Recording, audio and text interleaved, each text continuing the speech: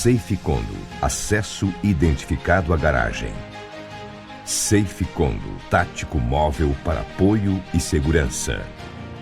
Safe Group, mais de 400 funcionários zelando por você e sua família. Safe Group, o único com rede própria de fibra ótica. Tudo isto é Safe Condo, sua portaria remota. Safe Condo, Powered by Servipa. Olá! Seja muito bem-vindo mais uma vez ao Segue a Pauta, o seu podcast especializado em direito condominial. Estava com saudade da gente ou nem percebeu, ou nem sentiu também a nossa falta? Nós estamos com saudade de vocês. Talvez vocês não tenham sentido porque nós somos muito fofinhos, muito organizados, deixamos uma série de programas gravados, mas tivemos aqui uma pausa natural das nossas gravações, muitas atribuições, ainda superando e administrando essa distância da alma desse nosso podcast, a nossa querida Nádia Graciela, que encontra-se em território internacional, nas terras espanholas, Dr. Francisco Vasco com a sua extensa agenda também de compromissos, e eu, que fui agraciado com a chegada de mais um filho maravilhoso produzido pela minha esposa.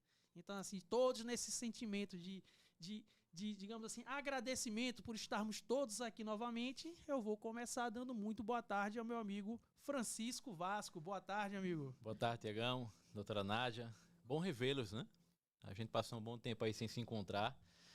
Tiago, parabéns por mais um herdeiro. Ah, muito bom, obrigado. Ao mundo, mais um amiguinho aí para todos os nossos filhos. Vamos lá, vamos dar seguimento, porque o tema de hoje é bem legal. Muito legal. E vamos começar também dando uma boa tarde muito especial para ela, nossa correspondente internacional, nossa host, e hoje no seu terninho vermelho com branco, doutora Nádia Graciela. Boa tarde, querida. Boa tarde, meus amigos. Boa tarde a todos. Uma satisfação estar em mais um Segue a Pauta Momento Jurídico. Parabéns, Tiago, pela chegada de Marcelinho, que agora vai tocar o terror juntamente com o Matheus, né? Francisco, que bom, que tá tudo certinho, com Rafa. E vamos lá, vamos desmistificar mais um artigo do nosso Código Civil nesse segmento tão complexo, mas não difícil, né? É assim que o Tiago fala, minha gente? Me ajuda aí. Eu não sei, eu não sei. Complexo, porém não complicado. Eu não sei de onde você pegou esse jargão. Tem tanto tempo que eu não vejo aquele cidadão que eu não sei nem até o jargão dele eu esqueci. Brincadeira. Estou sentindo um pouquinho de saudade. Aí. Né?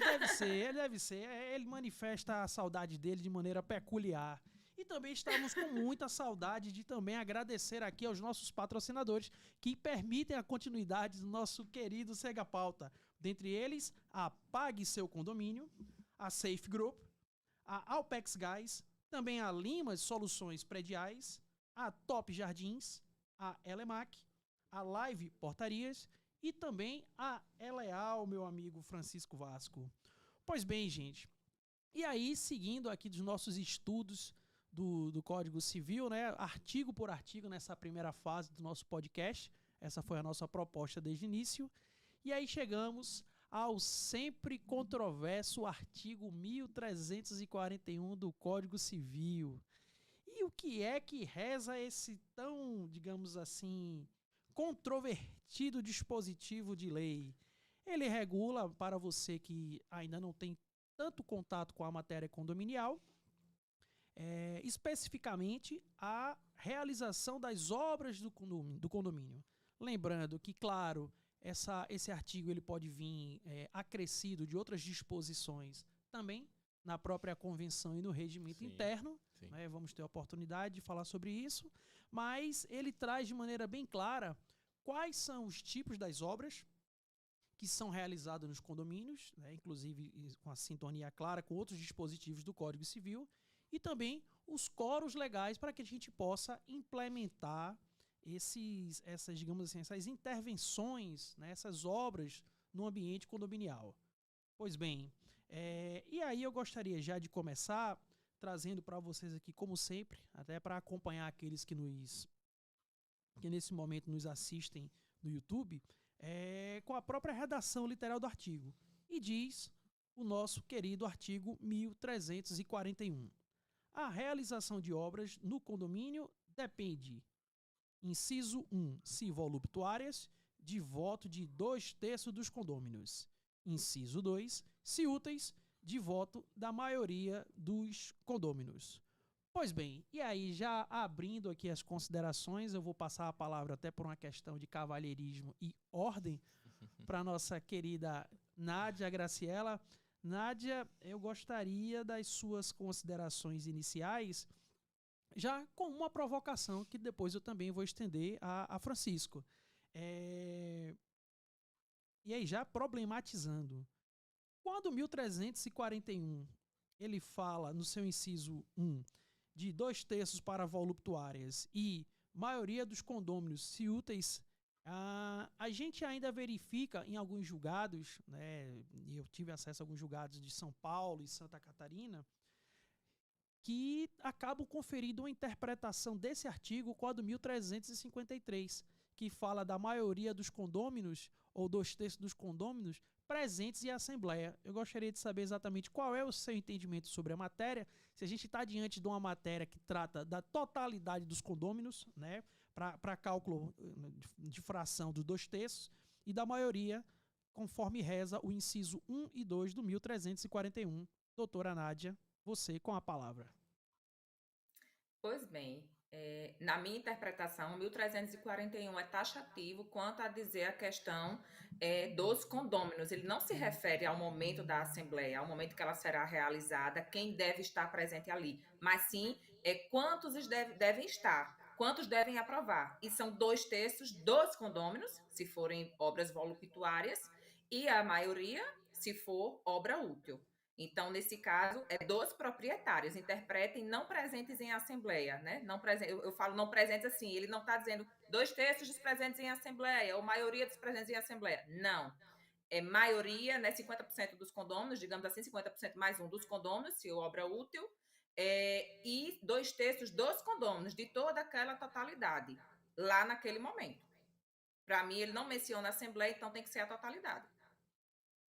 Pois bem, então só esclarecendo que o seu entendimento é no sentido de que a gente tem, os 2/3 sempre tomando como base a totalidade dos condôminos, tanto dos 2/3, dos proprietários, né, do inciso 1, como também do inciso 2, falando da maioria, sempre levando em consideração a totalidade dos condôminos. Confere? Sim, exatamente, porque justamente, diferentemente do 1353, como você bem pontuou, ele se refere ao momento da Assembleia. Então a gente não tem essa especificação no dispositivo de lei. Amigo Francisco Vasco, suas considerações iniciais sobre esses dois incisos. A linha eu acho que é essa mesmo que a Nádia acabou de falar. Não vejo muita problemática nesse artigo e nesses dois incisos, porque na minha concepção é muito claro ao determinar tanto o quórum de 2/3 quanto o quórum de 50% mais uma, maioria absoluta, dos condôminos, né? A gente não está falando de presentes da Assembleia. Eu até acho, Tiago, que você citou essa questão dos julgados em sentido contrário. Eu dei uma olhada e vi também algumas questões dessas relacionadas no livro do nosso amigo Rogério, né? Ele traz alguns entendimentos que indicam esse entendimento, acredito que é equivocado, de que o quórum seria o de maioria, né, de 2/3 dos presentes à Assembleia, que na verdade não é dessa forma que deve ser seguido.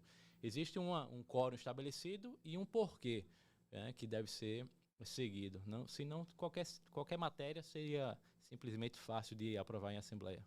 Só lembrando que... Desculpa, Tiago. Lembrando que também nas pesquisas... Lembrando que também, quando os nossos telespectadores forem consultar as jurisprudências, os sites, eles vão provavelmente encontrar alguns dos julgados que nós também encontramos, pelo menos eu encontrei, em alguns julgados, os magistrados, né, os colegiados, mencionando a convenção do condomínio. Se, como na convenção do condomínio não há um quórum diverso, segue tal. Ou então, como a convenção do condomínio tem um quórum específico, segue-se a convenção do condomínio. Porque teve algumas situações de julgados que eu estava analisando com relação à anulação das assembleias. Então, nesse caso, alguns foram mantidos, outros não, por essa situação de interpretação dos nossos magistrados. Pois bem, já que você levantou essa bola, então vamos continuar problematizando. Já falamos isso em algumas outras oportunidades, em outros episódios do nosso podcast, exatamente quando a gente tiver um choque direto entre normas do Código Civil, entre estipulações legais do Código Civil e determinações tanto no regimento como na convenção. E aí eu pergunto a vocês, como ficamos então numa situação dessa que nós temos quórums específicos trazidos pelo Código Civil e se a gente acabar tendo um confronto de normas entre o Código Civil e a Convenção? Como é que a gente sai dessa armadilha tão danadinha, doutora Nádia? Olha, em regra, obviamente, a gente vai seguir o Código Civil. Porém, na situação, se eu fosse defender o condomínio que estivesse seguindo a sua convenção, eu iria utilizar os argumentos, as jurisprudências que eu já encontrei, obviamente, que são favoráveis à manutenção da convenção. Inclusive, até justificando o tempo em que essa possível ação tenha sido proposta, porque alguns julgados, os magistrados deferem a manutenção daquele contrato, daquela obra, justificando que a convenção traz um quórum específico para aquele determinado tipo de obra. E ainda que o Código Civil tenha especificando a questão do útil ou necessário, ele se resguardou na questão da convenção, que faria valer regra para aqueles condôminos. Então, vai depender, né, o tão famoso depende, da situação em que você está defendendo. Francisco Vasco. Mas, em regra, é o Código Civil, isso é claro, tá? Em regra, é o Código Civil. Acho que nós fica teremos claro. uma divergência. Primeiro lá. Na hierarquia, deixando bem claro que é óbvio que é o Código Civil. Não, calma. Você agora aguarde para fazer uma réplica da sua sustentação. Vamos agora primeiro ouvir o doutor Francisco Vasco. Eu já tive esse pensamento parecido com o da Nádia, de deixar um pouco mais flexível essa parte de interpretação e trazer para o interesse da coletividade. Mas eu fico receoso, Nádia, na hipótese, por exemplo, do próprio condomínio flexibilizar ainda mais uma regra que já é flexível numa convenção, né, se assim o for. Então a gente teria ali um quórum meramente simbólico na lei, no Código Civil, né, e podendo ser cada vez mais flexibilizado ao ponto de não criar qualquer óbice ou qualquer obstáculo em dificultar aqui no bom sentido, né, a realização desses serviços que muitas vezes, principalmente no inciso primeiro, a gente está tratando aí de obras que não trazem um acréscimo, né, legal ao condomínio. Legal não, mas eu digo assim, que não traz um acréscimo que tenha um resultado útil, né, para o condomínio e que pode ser, por vezes, né, um valor considerável. Então, acho que a gente deve seguir, pelo menos nesse momento, até que haja uma alteração legislativa que siga-se o Código Civil para não ter maiores problemas. Pois bem, eu vou acompanhar dessa vez a divergência aberta pelo meu querido Francisco Vasco. Olha aí. Porque eu entendo, e aí a gente já teve a oportunidade de aclarar essas questões aqui no nosso podcast, de que o próprio legislador, quando facultou a ampliação de poderes da convenção, ele o fez de maneira bem clara, ao dispor e trazer situações salvo se disposto em diferente pela convenção. E senão a gente acaba ficando naquele sistema que ora a gente entende pela autonomia do Código Civil, né, naquela famoso, e todos nós estudamos isso no direito condominial, aquelas questões envolvendo a pirâmide kelsiana, né, aplicada ao direito condominial, que o Código Civil, ele, de fato, está acima da convenção, né, e a convenção do regimento interno. Então eu entendo que até em prol da segurança jurídica a gente realmente tem que dar aso ao Código Civil, fazendo prevalecer, mas sabemos, doutora Nádia, que a jurisprudência pátria, ela é diversificada, ela é mesclada com todos os tipos de julgados, mas como estamos aqui não defendendo um caso específico, mas sim conversando de forma meramente acadêmica, o meu posicionamento, é claro, é pela manutenção dos dizeres do Código Civil frente à convenção e o regimento. Mas eu vou devolver a palavra. Pois bem, como eu disse, como eu falei, a hierarquia, isso é claro, não pode restar dúvida nem para o nosso telespectador, nem para ninguém que seja relacionado ao segmento condominial, aliás, para qualquer cidadão. A hierarquia do Código Civil, gente, ela não há o que se discutir. Entretanto, essa situação que eu estou narrando é de um caso particular que eu tive que realmente me debruçar e encontrei diversas jurisprudências. Eu tenho um determinado condomínio em Maceió e agora, em meados de março, ele descobriu que a área dele não são de 7.000 metros quadrados, são de 8.000 metros quadrados. E aí, então, o que é que eles vão fazer? É um condomínio que são 6 blocos, 6 torres, eles não têm nada de lazer. Eles vão construir piscina, eles vão construir playground e eles vão fazer um salão de festas. Em tese, à luz da interpretação doutrinária também, seriam obras voluptuárias. São obras que não são necessárias à edificação. Então, o que foi que eu fiz? Me debrucei e saí pesquisando o que é que iria favorecer o condomínio naquele momento. Então, a gente já tem todo um parecer, toda uma gama de jurisprudência, deixando claro, porque estamos tratando de um condomínio com 177 unidades, onde a maioria sequer transferiu a propriedade para si. Isso dos proprietários também, gente, ainda está em nome de uma construtora que, por sinal, não existe mais, né? CNPJ baixado e tudo, entre outras particularidades. E aí, o que foi que a gente conversou? Disse, olha, gente, pela convenção, nós iríamos... Pela convenção, não, perdão. Pelo Código Civil, nós precisaríamos do quórum de 2/3. Porém, a gente tem esses julgados, tem essas situações aqui que, em tese, nos vão dar um respaldo. Que eu acredito que não haverá condômino que vai se sentir prejudicado com tanta coisa boa sendo construída pelo condomínio, melhor sem taxa extra. De todo, por isso que eu trouxe a situação para vocês. Então, realmente, inclusive, peguei julgados até de 2021, até bem recente, se pode dizer, mantendo a questão da convenção. E pela convenção deles ter tão somente 42 anos, né, um condomínio um pouquinho antigo, ele não tem... ele tem alguns quóruns específicos, por exemplo. Você tem noção, para destituir o síndico, são 2/3 dos condôminos. Então, por aí você tira quanta coisa tem nessa convenção. E aí nós não vamos seguir, nesse caso, o Código Civil, vamos seguir a convenção porque nos favorece, mas por essa situação particular, tá, gente? Então, para destituir o síndico, você quer utilizar o quórum do Código Civil, mas para realizar as obras, você quer utilizar o quórum da convenção. Não estou falando. Danadinha, eu estou dizendo que lá senhora, nessa convenção até isso, porque o Código Civil deixa claro que a maioria dos presentes, né? Entendemos. E daí na convenção está dizendo que são 2/3. E outra, a destituição, ela vai ter que ser, a convocação, ela tem que ser encaminhada para o síndico convocar a assembleia, que a gente sabe que não existe isso, enfim. Mas no momento o que foi favorável a gente foi a convenção, e para essas benfeitorias que o condomínio vai fazer, ainda que pesem serem voluptuárias, a gente vai seguir a convenção por essa situação. Porém, todo o arcabouço e todo ciente, né, que a gente já deliberou, foram 3 assembleias, foram muitas buscas em cartórios para poder deixar esse terreno totalmente resguardado, as obras necessárias para murar, enfim, tudo isso. Pois bem, é interessante a gente fazer aqui uma parte antes de evoluir no tema, que a doutora Nádia por algumas vezes já trouxe aqui o termo voluptuárias, trouxe o termo úteis, trouxe o termo necessários, e é interessante também a gente trazer que todos esses conceitos, para quem nos acompanha, e mais uma vez peço escusas para quem já tem o amplo conhecimento da matéria disposta no Código Civil, que até esses conceitos estão também claros no Código Civil.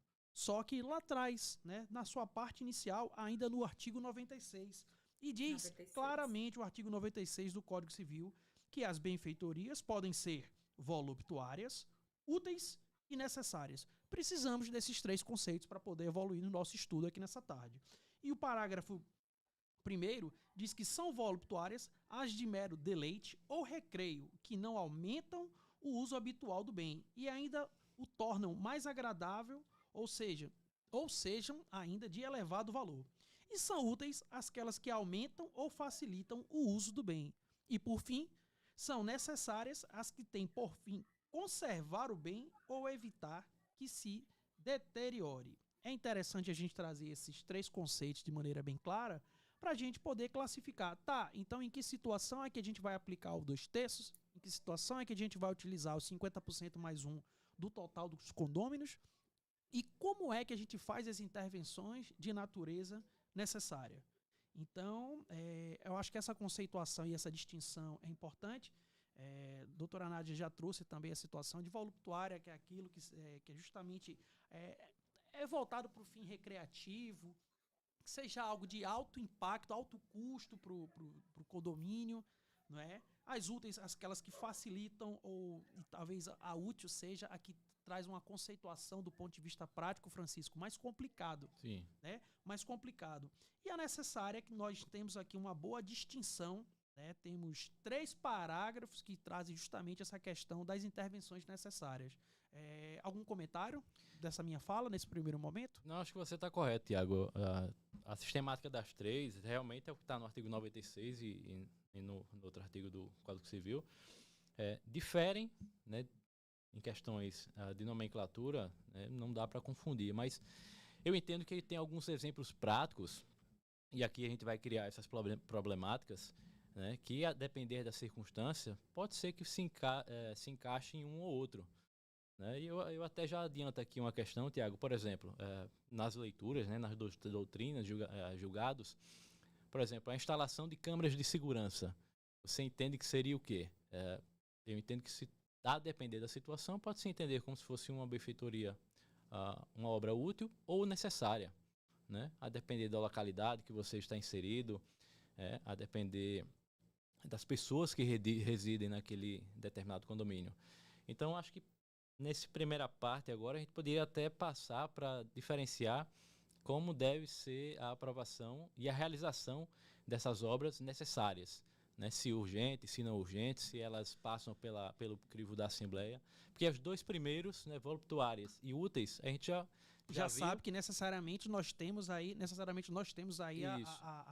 a necessidade de previamente submeter a sua aprovação à Assembleia através do quórum qualificado, né? Qualificadíssimo e qualificada, né? E talvez a gente trazer alguns exemplos, né, do dia a dia, mas o que pega mesmo são as questões das necessárias, até que o próprio Código destaca a maior parte desses artigos a esse tipo de obra. Antes de aceitar o seu desafio, o desafio proposto por Dr. Francisco Vasco, Nádia, vamos aqui navegar um pouco pelos parágrafos 1º, 2º, 3º e 4º, para que a gente possa depois fazer esse, digamos assim, exercício mental.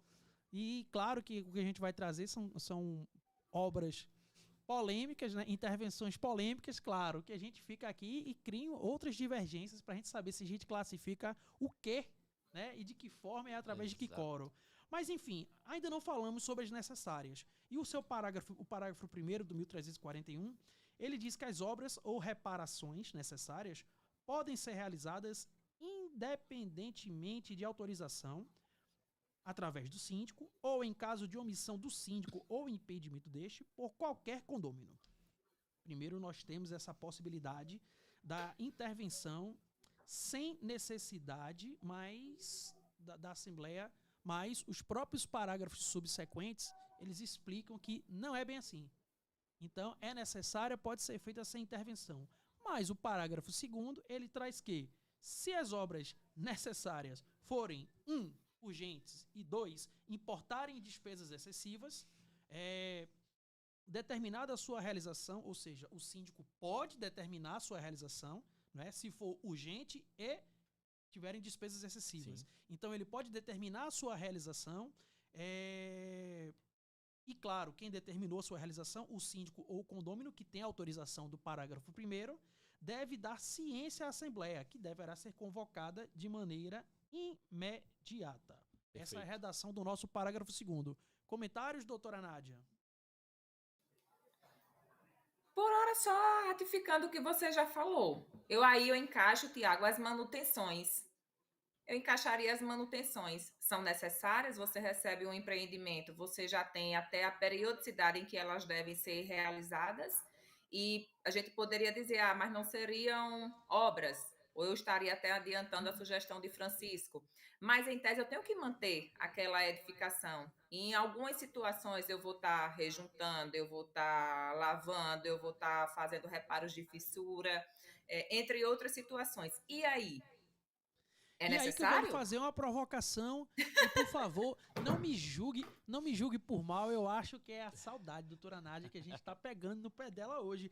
Mas você não entende, Nádia, que nesse seu exemplo específico, por ser uma manutenção tão bem prevista lá, de acordo com a BNT 14037, prevista também no manual da BNT pela 5674, por ela ter a previsão, você elidiria a questão da urgência e colocaria ela no parágrafo 3º, ou seja, você pode até ter um valor excessivo, mas você não tem o requisito da urgência, já que você tem uma programação.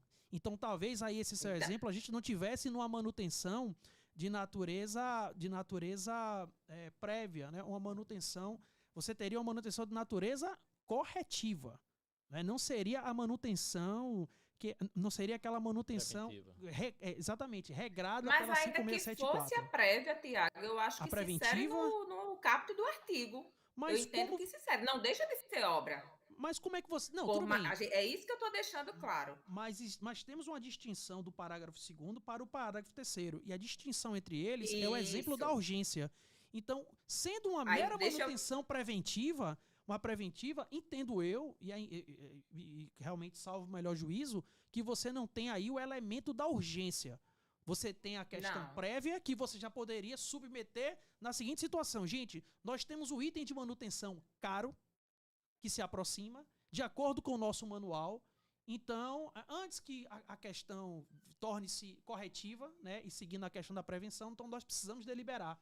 Então, eu acho que nessa situação nós cairíamos mais na questão do parágrafo 3º do que o parágrafo 2º.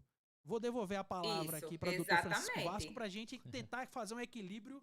E, por favor, Francisco, mantenha a sua imparcialidade e dê a sua opinião. Na verdade, isso é fácil de resolver, né? Havendo dúvida, convoca a Assembleia e já pede autorização para realizar esses serviços necessários, ainda se urgentes ou não, né? Eu acho que uma Assembleia previamente convocada vai elidir qualquer tipo de dúvida. E o síndico vai sentir segurança, obviamente, para prestar esse serviço, principalmente nos casos em que tiver um alto orçamento, né? Porque a gente sabe que alguns condomínios demandam, ainda que seja preventiva, dependendo da sua área, né, os valores não são baixos. Exatamente. E aí mas é justamente esse ponto que eu tô... É justamente esse ponto, já cortando o nosso host, que eu tô pegando. A questão das manutenções, que a gente sabe que a maioria dos síndicos, eles não são orientados de forma correta, digamos assim, quando recebem o empreendimento, a fazer as manutenções em seus períodos corretos, independente dela ser preventiva ou corretiva, a gente acaba impactando na situação, se não forem corretivas, do parágrafo 3º. Porque, de todo modo, são valores suntuosos, são valores que normalmente o condomínio há de chamar a Assembleia para fazer uma taxa extra, para poder custear aquela determinada manutenção. Então, eu entendo que insere no conceito de obra, no parágrafo 1º, sim, e a depender da situação, no 3º, claro, porque independente se for uma questão preventiva. Muito bem, doutora Nádia. Eu acho que é muito o que acontece, por exemplo, no momento que há uma inspeção predial. Você recebe lá o caderno, né, com a pancada de situações para você tratar, a ordem de prioridade, um valor elevadíssimo, porque cada uma daquelas situações demanda um orçamento alto. Então, o que é que se costuma fazer? Pelo menos isso na prática. Se convoca uma assembleia para apresentar o resultado da inspeção e ali você obtém a anuência dos condôminos para fazer determinados serviços. Mas ainda que a assembleia delibere por negar essa realização de serviço, eu entendo que o síndico teria tranquilamente poderes para fazer baseado justamente na urgência, ainda que seja um valor elevado, porque a gente sabe que se não fizer, né, pode colocar a coletividade em perigo e a responsabilidade vai acabar recaindo por ele. Essa é uma outra problemática. Antes de passar para este ponto, o que fazer quando a gente não tem a aprovação, eu quero discutir com vocês, até para saber se a gente é ponto pacífico nessa tarde de tantas pequenas divergências, de qual seria o quórum de aprovação, seja do parágrafo 2º ou seja do parágrafo 3º. Eu primeiro vou ouvir vocês, para não dizer que sou eu que estou fomentando a discórdia neste informativo condominial. Por favor, primeiro você, Francisco Vasco. quórum para o parágrafo 2º e 3º do Vamos lá. 1341. Necessárias, urgentes e valor alto, e necessárias não urgente e o valor igualmente alto, não é isso? Nem o parágrafo 2º, nem o parágrafo 3º trazem qualquer especificação de quórum. Exatamente. Aí eu vou pela maioria simples, Tiago. Eu vou pela maioria simples. Já adianto que lhe acompanho, já lhe adianto que lhe acompanho, pra gente não causar nenhum suspense. Não vamos inventar a roda. Exato, exato. Acho que a sistemática tem que ser seguida aí com base no que diz ou não diz o Código Civil e a própria Convenção. Temos uma unanimidade, doutora Nádia? Com certeza, não há sequer como pensar em divergir. E se for o contrário, se a Convenção trouxer um código específico? Mas, bom, eu já me posicionei até que pela natureza das intervenções, né, a gente seguiria, de fato, o entendimento do... Agora, não tem razão de você criar um código especial para essa aprovação. Pois é, agora você trouxe uma questão, uma questão que tem um certo propósito, porque a lei, e aí sim, o Código Civil, esse seu comentário foi extremamente pertinente. O Código Civil, ele não traz um quórum específico.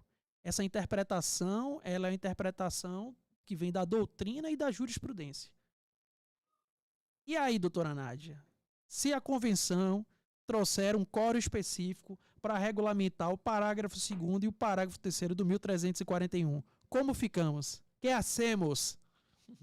Que hacemos? Vai depender, como sempre. Gente, não tem o que se fazer, é necessário, é urgente. E aí, pegando até o...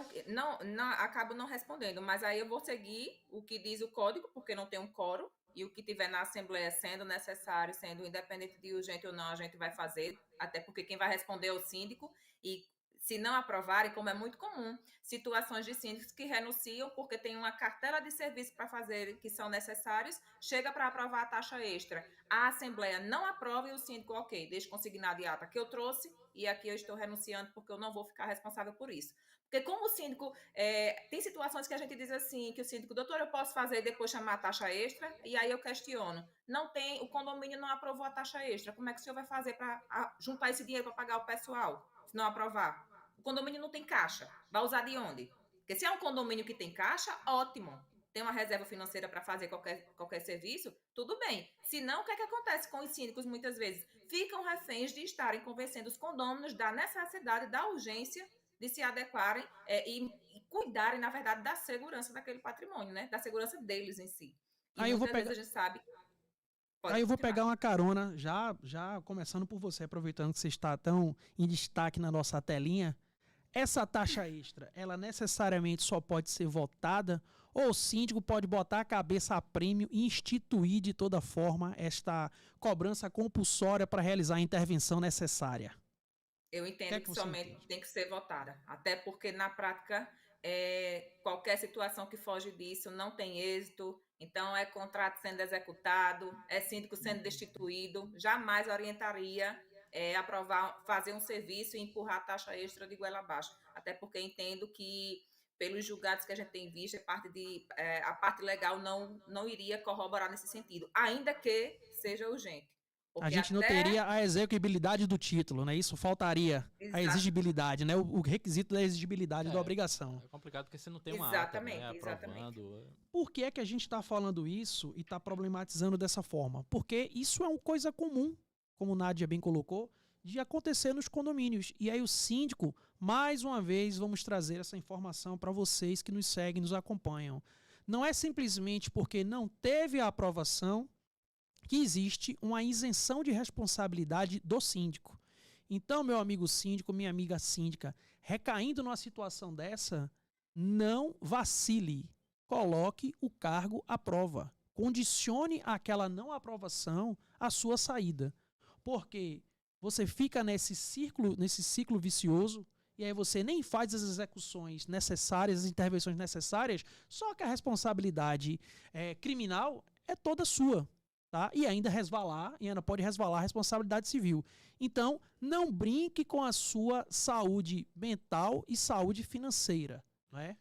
E aí você tentar criar aí um grupo, né, dentro do condomínio para que, de fato, alguém que venha a ser eleito, ou você mesmo na condição de síndico, tente convencer as pessoas da urgência, porque se, pelo contrário, as pessoas continuarem ainda assim, diante do perigo, né, que se estabelece ali numa situação eventual, Aí, infelizmente, é essa recomendação que o Tiago passou, né? Muito bem informado de que pede renúncia, pelo menos você tira o seu da reta, Sim. né? Mas ainda assim há preocupação em relação à própria edificação.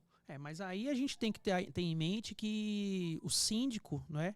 O síndico, ele não pode existir, a razão de ser do síndico não pode existir para ser simplesmente babá dos condôminos, tá? O síndico está ali para fazer uma gestão da coisa comum, com responsabilidade. Perfeito. E a gente não pode exigir do síndico que e a gente tem visto muito isso na prática. A gente tem cada vez mais, além dessa onda infindável de instituições sem sentido, a gente tem visto síndicos, de fato, tem síndico, vários deles com problemas psicológicos, burnout, por conta dessas questões que são, dessas provas diárias que eles são postos diante dos condomínios, né, Nádia? E a gente tem que dar essa orientação. O departamento jurídico, a assessoria jurídica do condomínio, ela sempre tem que estar a postos para poder fazer a devida orientação e dizer quais são os riscos daquela conduta e realmente dizer que se o síndico não tem essa capacidade de mobilização, ele não coloque sua cabeça a prêmio frente a essas situações que tem que ser, digamos assim, sanadas de imediato. Confere, doutora Nádia. Exato. A gente tem feito muito isso nas assembleias e uma coisa que tem ajudado a aprovar, acredite, antigamente, quando a gente pega as atas de condomínios de 30, 40 anos atrás, as atas eram no livro, né, naquele caderninho lá de atas, e eram subscritas naquele momento, terminava a assembleia, já estavam ali. Depois da tecnologia, as atas passaram a ser confeccionadas posteriormente, enfim, porque terminavam suas assembleias tarde e ficava anexada aquela lista de presença. Mas o que é que a gente tem colocado em prática, sabe, Tiago e Francisco? Indicar a votação. Quem aprova? Ok, aprovado por Francisco, por Tiago, por João. Quem reprova? Reprovado por Nádia, Maria, Clara. Enfim, a gente faz questão de identificar quem que é contra ou não aquela situação, justamente porque a gente precisa tirar essa situação do síndico, dessa responsabilidade dele e dizer, olha, eu estou renunciando, eu estou colocando meu cargo à disposição, porque eu não vou ficar com esse condomínio numa situação crítica como está, precisando de diversos itens de melhorias, não atende, não sequer possui os extintores, a quantidade de extintores devida, que é uma coisa mínima, pode-se dizer, em que pese a gente sabe que tudo no condomínio é dinheiro, não estamos sonhando aqui, tudo no condomínio é dinheiro, tudo tem que estar na cota, porém é uma realidade, gente, é uma adequação legal, porque quando há o sinistro, quando há aquele problema que falta um extintor, é o síndico quem responde, é o síndico quem sai nas reportagens, é o síndico quem é procurado, quer dizer, mas ele levou e ninguém se solidariza com aquela pessoa. E aí é por isso que muitos síndicos desenvolvem problemas durante o exercício da sua sindicatura, justamente porque se veem de mãos atadas para tentar valorizar e resguardar o patrimônio de uma coletividade. Perfeito. É isso. Eu acho que a gente não precisa de maiores comentários no que se refere ao parágrafo 4º, né, que fala que o condômino que realizar as obras ou reparos necessários será reembolsado das despesas, não tendo direito à restituição das que fizer com obras ou reparos de outra natureza, embora de interesse comum, né, para mim a aplicação é clara. E aí vamos começar aqui a fazer alguns juízos de alguns exercícios mentais, mas antes de atender a provocação de Vasco, eu gostaria de trazer também uma pequena problemática. E aí, quais são as complicações, os problemas que podem resultar do não efetivo cumprimento ou respeito a esses quórums? Eu tenho já as minhas considerações, mas como sou eu que estou fazendo a provocação, eu vou ficar, como sempre, para último aqui de fazer as minhas considerações. E aí, doutora Nádia, o que é que acontece? Porque, para mim, esse artigo 1341 é o artigo, se não for o mais descumprido, é um dos mais descumpridos na matéria condominial. Hoje ele vai ser descumprido. Eu só não vou dizer que ele vai ser descumprido agora, porque geralmente a gente tem o costume das assembleias serem realizadas a partir das 18 horas, né? Das 18 horas. Mas, sei lá, vai lá que o síndico fez uma interpretação errada e está chamando do que é útil necessário, já meteu a mão para fazer, então ele já está descumprindo agora. Mas, enfim, O que é que acontece se a gente acabar não respeitando esses quóruns aí do 1341? Mas é aquilo que eu até me antecipei nos meus exemplos. É a questão de contratos que são encerrados, de assembleias que são anuladas, questão de indenizações, ressarcimentos. Em cada caso concreto vai ter sua situação. Inexequibilidade do título, como você bem falou. Então tem que ver a situação que o síndico vai fazer essa determinada obra, como é que ele está sendo orientado, o que é que está constando em ata, como é que essa ata está sendo muito redigida, sabe que na prática há situações de atas que não constam exatamente o que ocorreu e quando o síndico vai verificar, enfim, já está assinada, registrada, por ter taxa extra sempre há o registro dessa ata, mas não foi assim que a gente aprovou, foi de tal forma, enfim. São essas implicações, não teria mais exemplos que esses para dar. Então, sem maiores delongas, ato nulo ou anulável? Depende da ação que o cara vai entrar. Claro que nós vamos ter a oportunidade, eu não vou aprofundar muito nessa matéria, porque nós vamos ter a oportunidade de conversar especificamente em alguns episódios sobre algumas ações, né? Quando a gente for discutir as questões processuais voltadas ao direito condominial, teremos, isso está no nosso planejamento, tá? Para vocês não acharem que a gente não está sempre planejando aqui, teremos esse momento. E aí vamos fazer essa distinção da questão do ato nulo e do nulo anulável. Lembrando anulável, que na prática... Desculpa. Fica à vontade. Lembrando que na prática, normalmente, a gente ingressa com a ação, né, para anular a Assembleia. Então, seria, no caso, para anular nesse primeiro momento. Agora, em que pese, dependendo da situação e a questão do dispositivo legal, é que a gente vai desenvolver. Muitas vezes a gente entra com anulatória, mas que na verdade, a gente quer decretar a nulidade. É a nulidade. E aí, doutor Francisco Vasco, sem muitas delongas, nulo ou anulável? Rapidinho. Diz respeito ao quórum, nulo ou anulável?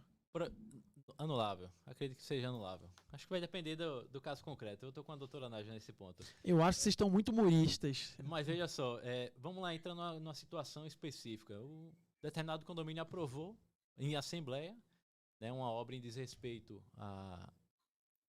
ao quórum legal, uma obra voluntária, e se com o dinheiro do condomínio, vou nem dizer aqui taxa extra, mas com o dinheiro do condomínio investiu R$300 mil numa estátua de bronze para ornamentar ali a área da piscina. Determinado morador conseguiu ajuizar uma demanda, né, logrou êxito, mas e aí? O desfazimento para mim é tranquilo, dá para se fazer de imediato. Mas e a consequência financeira, por exemplo, entendeu? Quem vai arcar com esse custo?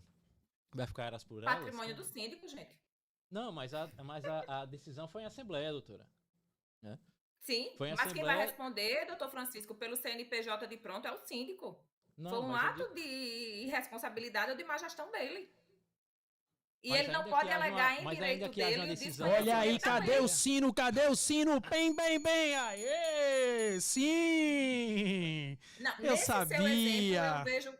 Nesse seu exemplo, eu vejo categoricamente que quem vai responder em primeiro momento vai ser o síndico, porque é ele quem representa o CNPJ e a ele não é dado. A ele nem a ninguém é dado o direito de influenciar a lei, isso é claro. E ele vai poder entrar regressivamente contra os demais que aprovaram aquela determinada, as estátuas aí, para dividir com ele aquela responsabilidade para tentar recompor o patrimônio. Ele pode chamar para incluir naquele próprio processo e assim sucessivamente.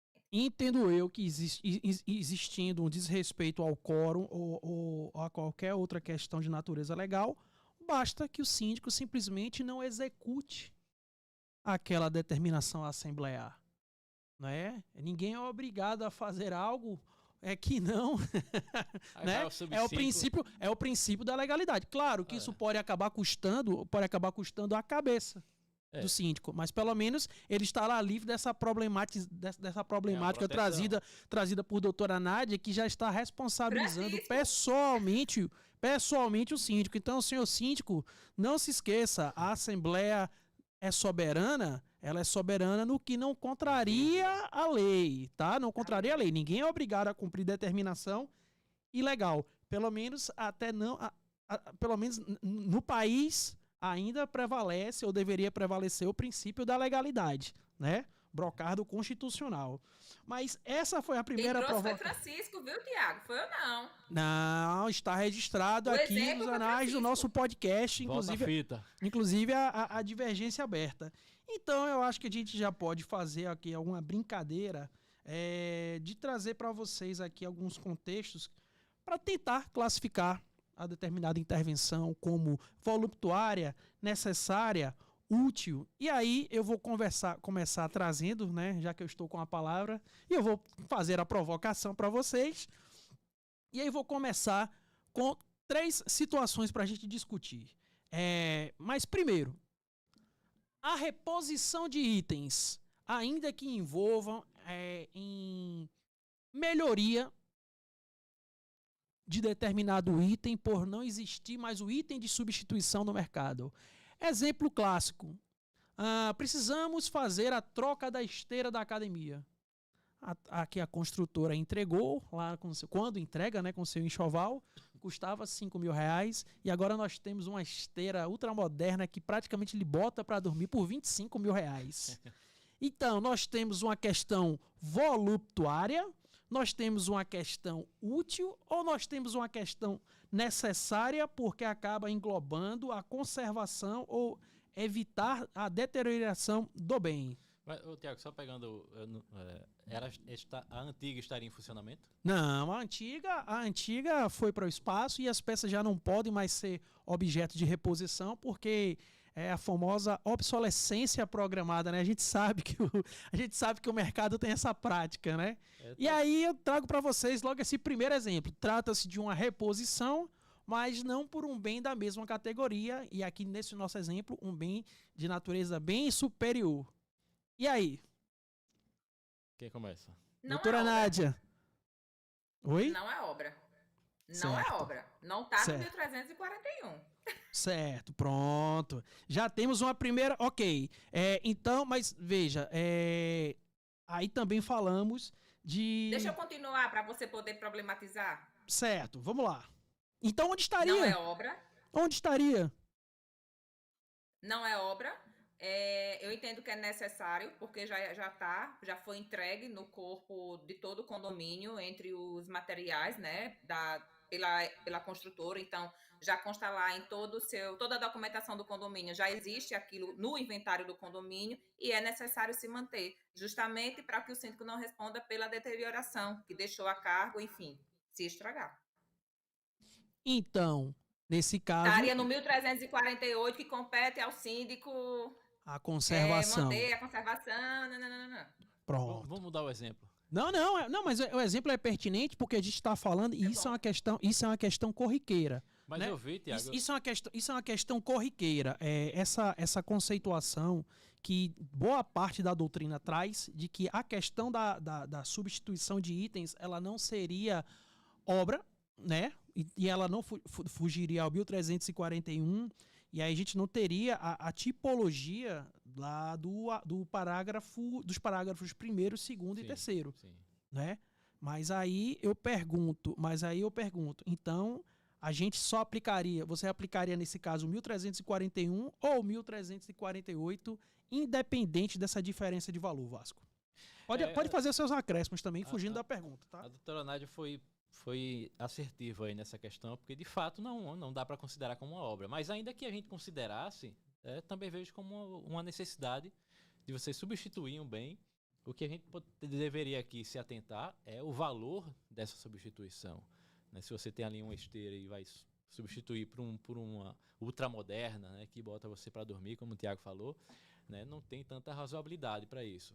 Agora, a partir do momento que você vai substituir para continuar dando a destinação, por exemplo, manter a destinação da sala de ginástica, aí eu entendo tranquilamente que poderia sim ser feito o síndico mantendo essa aquisição, né, mas se encaixando, obviamente, muito mais no 1348 do que nesse outro artigo. Mas aí você há de convir que pelo comentário bem postado por doutora Nádia, se você foge do 1341, ou você vai fazer essa aplicação em algum dispositivo na convenção, que é a questão de aquisição de bens, né? Não é obra, mas aquisição de bens, você tem que ter algum tipo de amarra e submissão à Assembleia, ou então você vai ter uma livre disposição do 1348, que não traz nenhum tipo de oposição no que se refere aos valores. E aí a gente vai ser regido tão somente pelo bom senso. É pelos princípios, né? Razoabilidade, proporcionalidade, o que é que o condomínio tem em caixa. Que, na verdade, exatamente, que na verdade eles passam bem a, né? Eles têm que fazer parte da gestão condominial, mas eles não têm uma natureza obrigatória. Então, esse é um ponto que causa um certo temor. É uma substituição, mas ela não é uma obra. E aí você pode surfar ao sabor do vento. Perfeito. Né? A gente tem que fazer essa distinção, que mesmo não tendo essa estipulação legal, a gente precisa estar trabalhando com os princípios da transparência, né? Então, esse primeiro exemplo, eu acho que foi muito bem trazido por mim. Obrigado pelo meu próprio comentário. Mas melhor ainda foi a observação feita por doutora Nádia.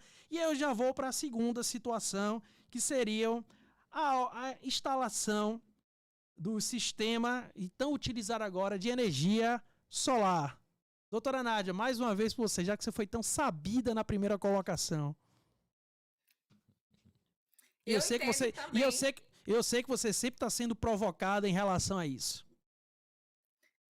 Também entendo que não teria o quórum do 1341, porque ela não implica em obra, até porque o sistema de placa de energia fotovoltaica, né, que é no caso o seu exemplo, é somente a questão das placas lá em cima, não há qualquer situação de infraestrutura.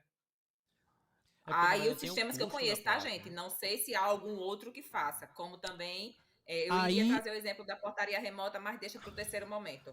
Aí eu lhe faço a consideração. Eu já vi muito problemas, estamos vendo muitos problemas com essa questão da energia solar, porque algumas obras, né, existem situações em que você pode fazer a instalação dos painéis sem nenhum tipo de obra civil. E tem outros que necessariamente, por menor que seja, você precisa fazer essas modificações e adequações, e aí você pode cair no conceito de necessidade de realização de obras.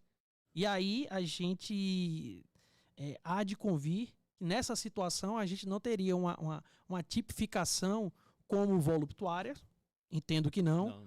Mas aí também entendo que a gente não teria uma situação de tipificação como a obra necessária, mesmo entendendo o apelo ambiental da energia limpa, mas nós não temos o conceito de necessidade trazido pelo parágrafo 3º do artigo 96. E nós temos sim o conceito claro para mim das obras úteis, né, que inclusive aumentam ou facilitam o uso do bem. Eu queria saber a posição de vocês nesse caso específico, que ainda por menores que sejam, precisamos fazer algumas obras de adequação para a instalação dos painéis. E eu entendo que em regra, pelo menos, seria útil, de fato, mas existem duas situações na energia solar, né? Tem essa que o Tiago trouxe em relação a da forma que é disposta nos tetos dos condomínios, né, nas lajes, que por vezes ocupa todo o espaço e é preciso sim fazer um tipo de intervenção nessas estruturas.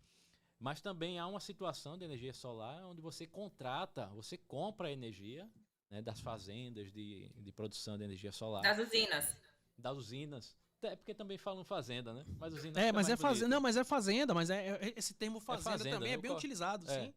Então, assim, você não tem qualquer tipo de intervenção, você só está fazendo ali um contrato com uma determinada empresa para comprar a energia dela. Ela vai gerar energia longe e vai lhe passar. E aí você, nesse caso, seria muito mais fácil até de se aprovar, né? Talvez pensar até num quórum simples, em assembleia, porque você não está trazendo nenhum tipo de obra, né? Você não está onerando o condomínio, porque nos casos, por exemplo, que precisa da instalação das placas, doutora Nádia, tem condomínios pegando financiamento, inclusive, né? Pegando empréstimos para poder bancar esse serviço. Grandíssima monta, né?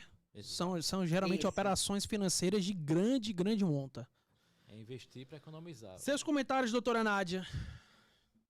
Não, eu concordo com o Francisco nessa parte da infraestrutura. Eu realmente não sei, eu desconheço dos condomínios que a gente já fez esse sistema. Nenhum deles implicaram em obra, em infraestrutura realmente, diferentemente já da portaria remota, que a gente teve as duas situações, né? A gente teve situações que só foram questões de cabeamento e já tivemos outras que precisamos ter o quórum justamente porque demandava toda uma adequação da portaria. Então, precisamos sim.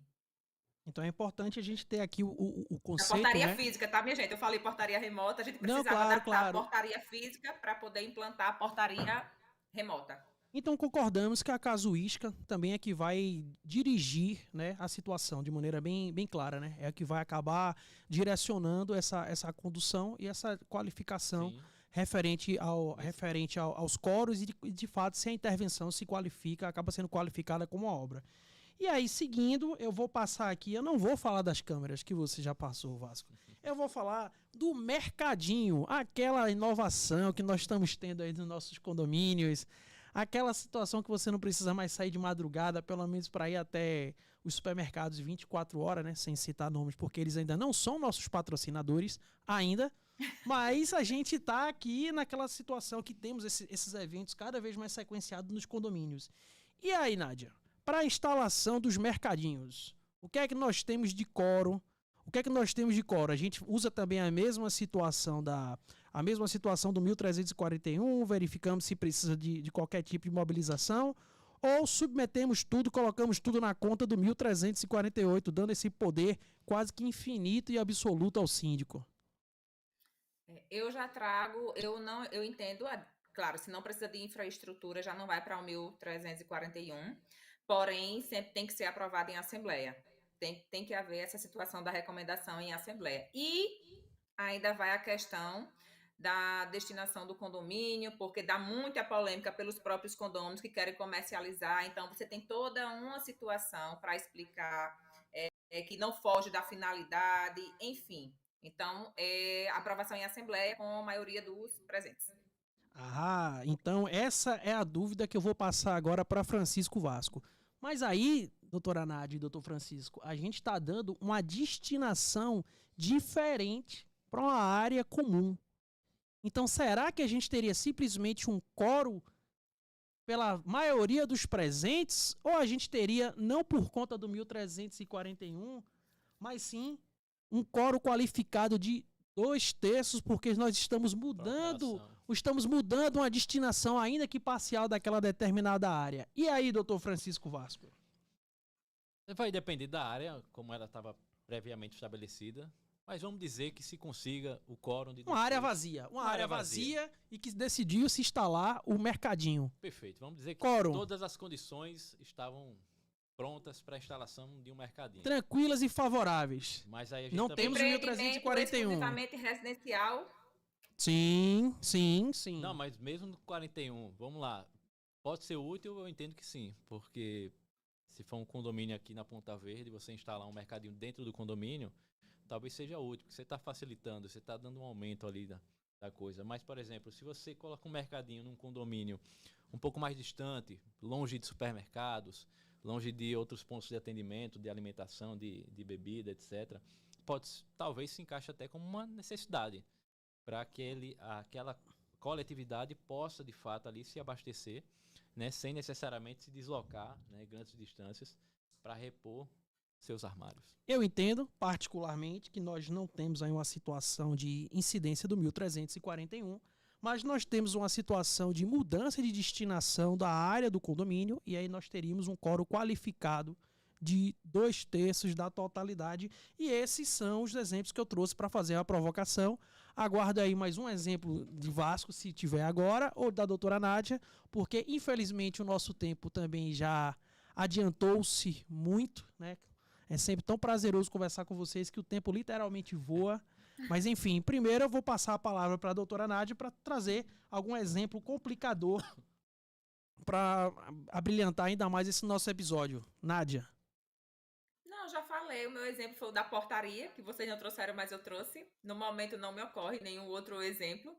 As câmaras que Francisco falou também, que a gente, apesar de não ter abordado, entendo que também não se insere no 1341, até porque é questão de cabeamento e fiação, não há implicação de infraestrutura, né? A instalação do DVR na portaria ou na sala da administração não implica em uma questão de infraestrutura também, então seria a maioria simples.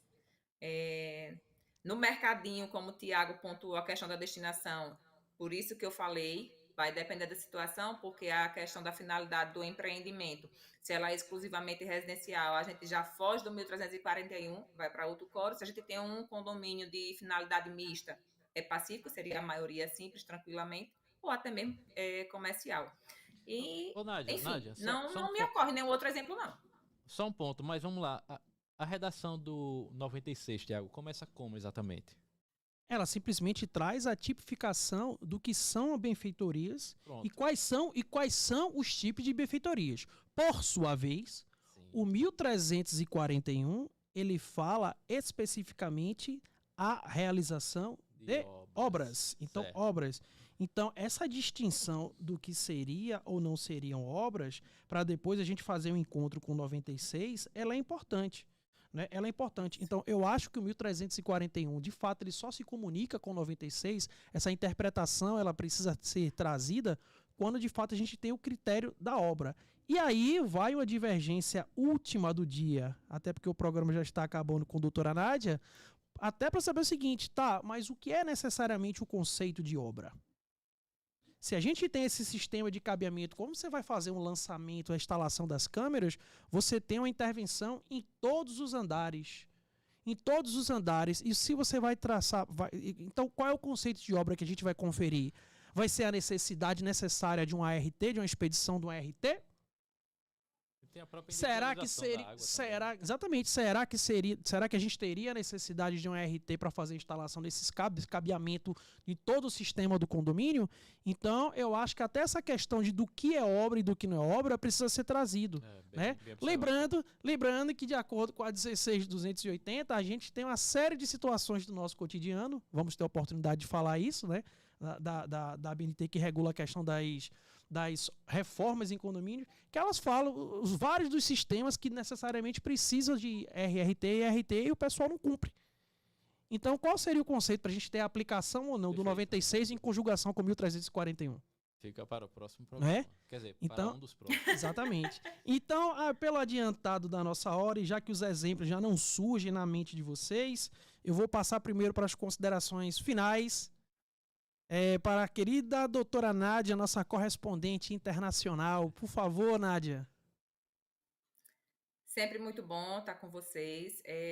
Sempre, assim, muito gratificante falar desse tema, de tema relacionado a condomínio, né? Que é o que a gente vive diariamente. Eu costumo dizer que a gente acorda, vai dormir e respira condomínio.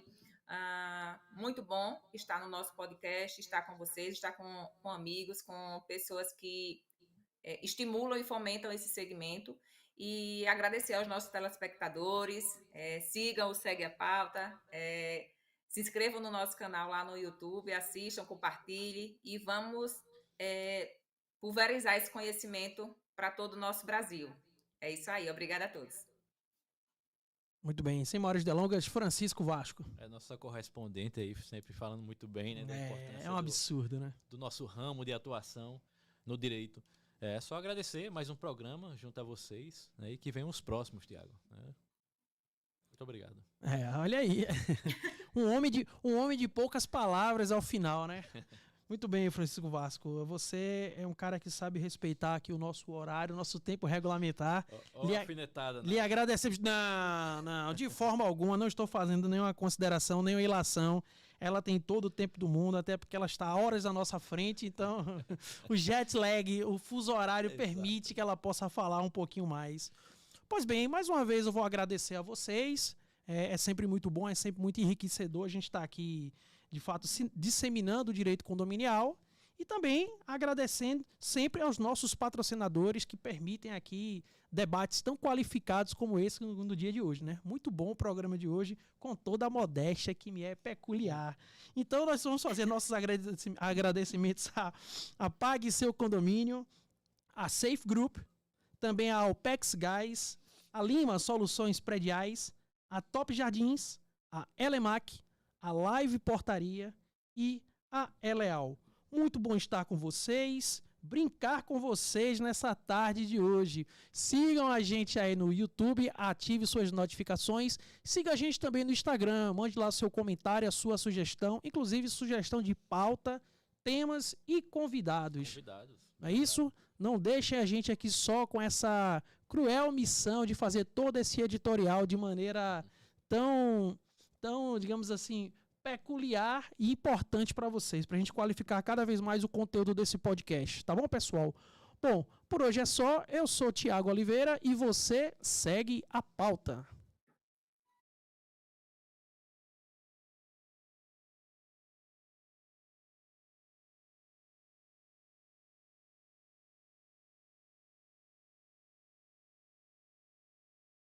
Safe Condo, acesso identificado à garagem. Safe Condo, tático móvel para apoio e segurança.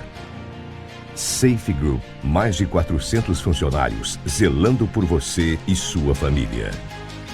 Safe Group, o único com rede própria de fibra ótica. Tudo isto é Safe Condo, sua portaria remota. Safe Condo, Powered by Servipa.